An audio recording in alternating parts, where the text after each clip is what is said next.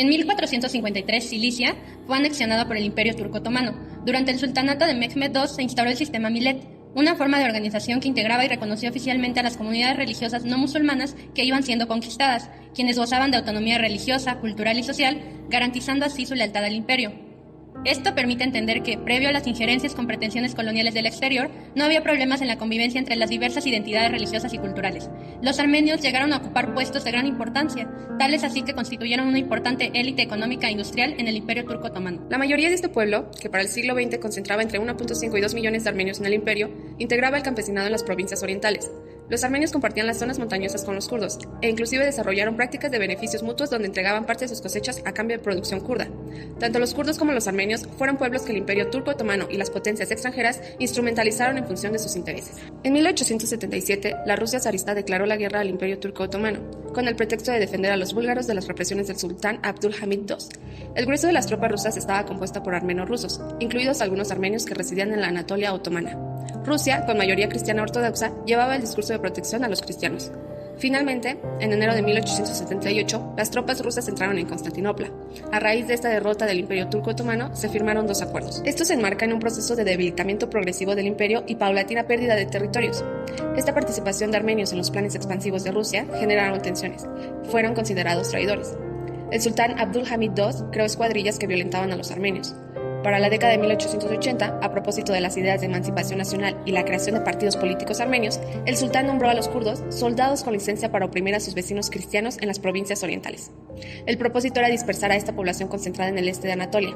Esta vez, Rusia no se adjudicó su papel de protector de los armenios, pues los proyectos de emancipación nacional también amenazaban al territorio que ocupaba. En 1908, el Comité de Unión y Progreso dio un golpe de Estado, obligando al sultán a regirse por una constitución y un parlamento. Sus principales líderes ascendieron al poder pacíficamente e inclusive visitaron iglesias para tender la mano a los armenios.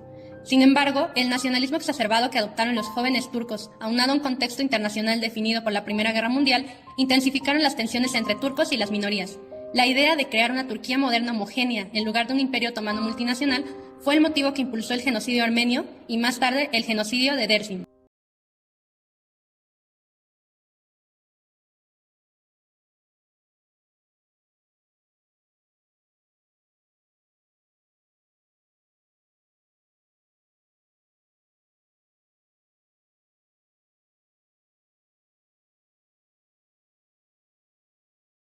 No fue un genocidio impulsado por la fe por parte de islamistas radicales.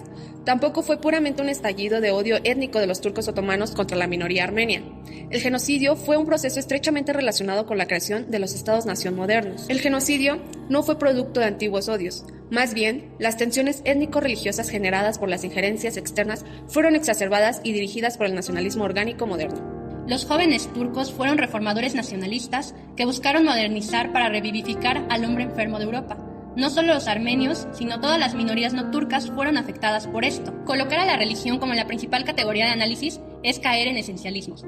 Es más preciso hablar de un proceso de sectarianización, es decir, del despliegue de planes estratégicos por parte de los poderes coloniales, que instrumentalizaron y manipularon las identidades étnico-religiosas del imperio con el fin de alcanzar sus intereses a costa de los estragos que deja tras de sí este mecanismo.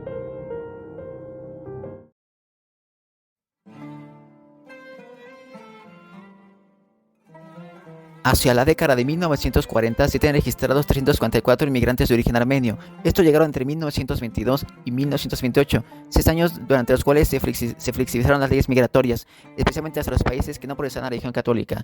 Durante este periodo de tiempo llegaron el 80% de un total de 302 armenios.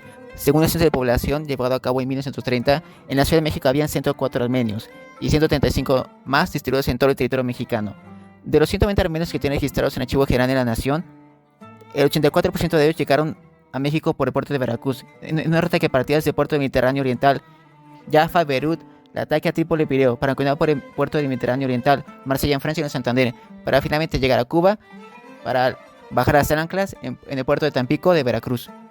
Una de las razones por las que los armenios llegaron al barrio de la Merced es que en esta zona las rentas eran muy baratas. Por lo tanto, los recién llegados con poco presupuesto podían adquirir un techo a bajo costo. A su llegada a México, la población armenia comenzó a hacer cualquier cosa para sobrevivir. Así, cuando se encontraban algún correligionario libanés, palestino o judío, según sea el caso, no faltaba el almacenista de sus orígenes que ayudaba al recién llegado para que se asentara y se iniciara como un vendedor ambulante. Había una importante colaboración entre ellos por provenir del mismo imperio y compartir un idioma en común. Muchos de los buhoneros, como eran llamados, recibían crédito de mercancías para vender en abonos, una práctica totalmente desconocida en ese momento en México. Con el duro trabajo y un forzado régimen de ahorro, los armenios lograron independizarse y fundar desde un local hasta un pequeño taller que se convertiría en fábrica. De esta forma, rápidamente los armenios dieron un giro laboral importante, ya que en las décadas siguientes casi el 42% de los armenios tendrían un negocio relacionado con la fabricación o venta de artículos de calzado. Tal como se puede observar en la gráfica extraída del Atlas General del DF 1930. En cuanto a las actividades económicas, quienes optaron por dedicarse a ser zapateros fueron una contundente mayoría, llegando a ser casi la mitad de la totalidad de los inmigrantes, mientras que menor presencia tuvieron fueron las referentes a peleteros y vendedores de alcohol, los cuales, si bien constituían apenas un 2% entre ambas, no se les puede ni se les debe pasar por alto. Ahora bien, para no caer en generalidades es preciso hacer dos aclaraciones respecto a esta diáspora del Medio Oriente en la capital mexicana. 1. No se trata de un barrio únicamente armenio, pues había presencia también de libaneses, sirios, palestinos, griegos y judíos. 2. La Merced no es el único lugar con armenios establecidos, aunque sí el de mayor cantidad. La Merced es un caso destacado y es por ello que ocupa un lugar especial de atención. Y complementando la crítica, ¿por qué los armenios? Porque representaban una seria y fuerte amenaza para los turcos. Así, en consecuencia, al verse desplazados y asentarse en la Ciudad de México, resulta evidente y lógico que tuvieran impacto, principalmente las actividades económicas ya mencionadas, aunque también podrían incluirse cuestiones como la comida y el cine, entre otras.